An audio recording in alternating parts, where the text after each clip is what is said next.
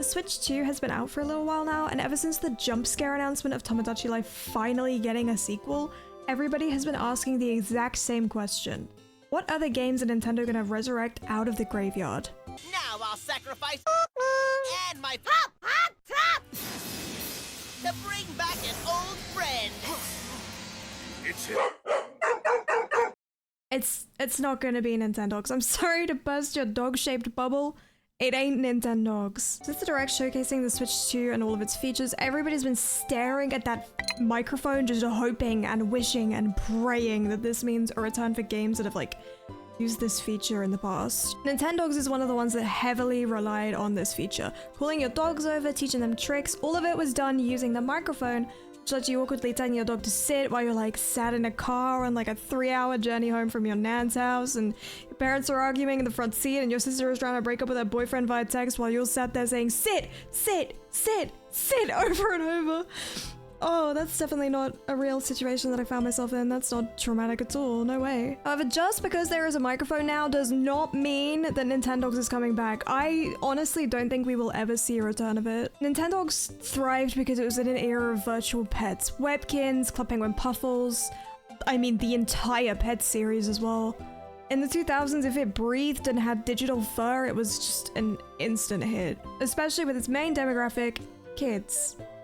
But we're grown now. We aren't the current generation Nintendo is focused on. I know that's hard to accept, but we're not. Kids today don't really want to check in on a dog every day. They want to play Fortnite and Roblox and make TikToks of pens getting to turbulent relationships. Have you guys seen those, by the way?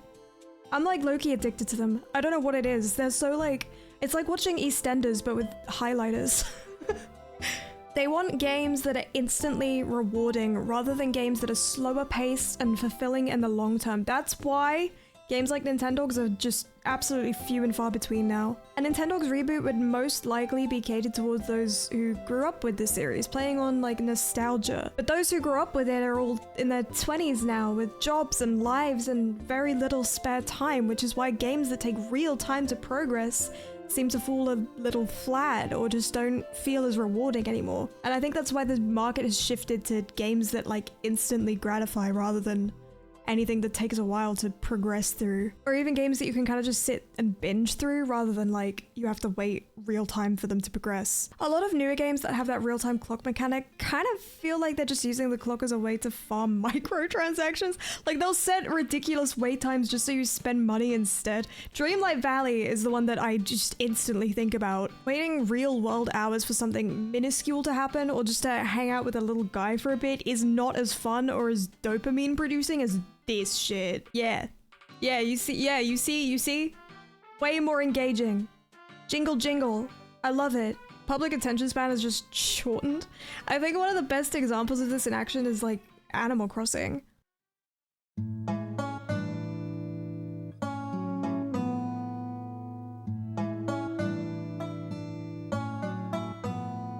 Animal Crossing was a game that was relaxed, calm, and most importantly, day by day. With its real-world time mechanics, you could not progress without waiting.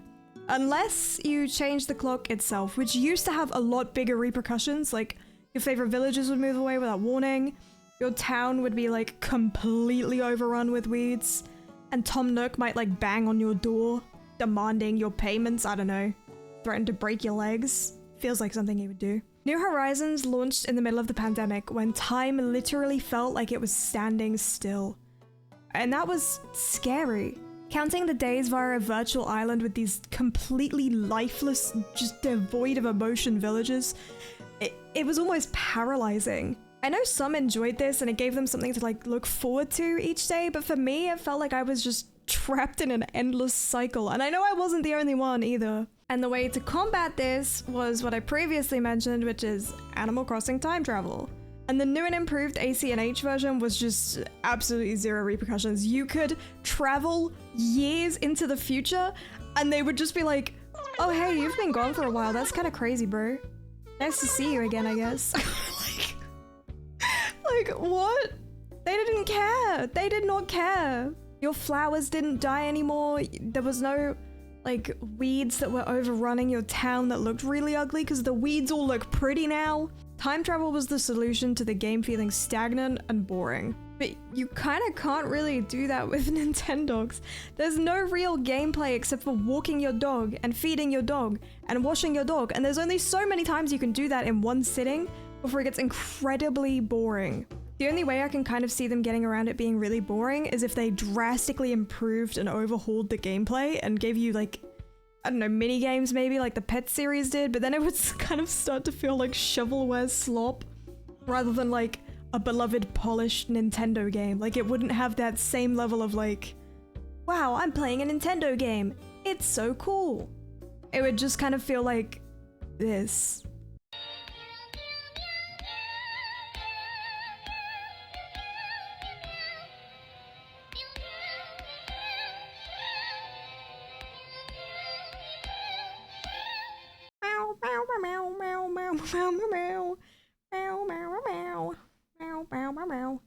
Virtual pet games used to be a small time passer that built over the course of a few months or years if you kept at it and got really attached. I know I definitely did when I was a kid. It was a slower paced game for a life that felt slower pace.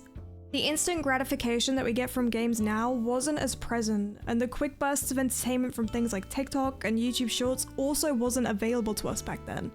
It felt almost easier to concentrate on checking in on a virtual little guy and seeing them like slowly get bigger and learn more tricks, and like their stamina would go up. You could take them on longer walks, take them to the park and stuff.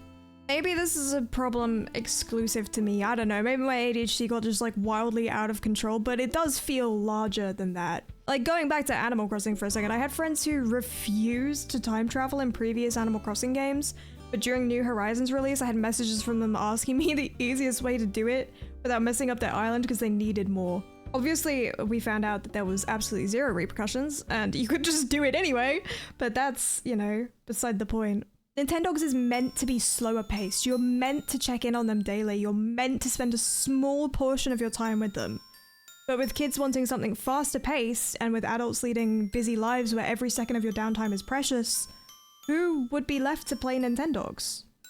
I think Nintendo knows this. I think they know people would rather put time into a game that gives you something to do, and in turn that means that they are going to be putting their time into games like that.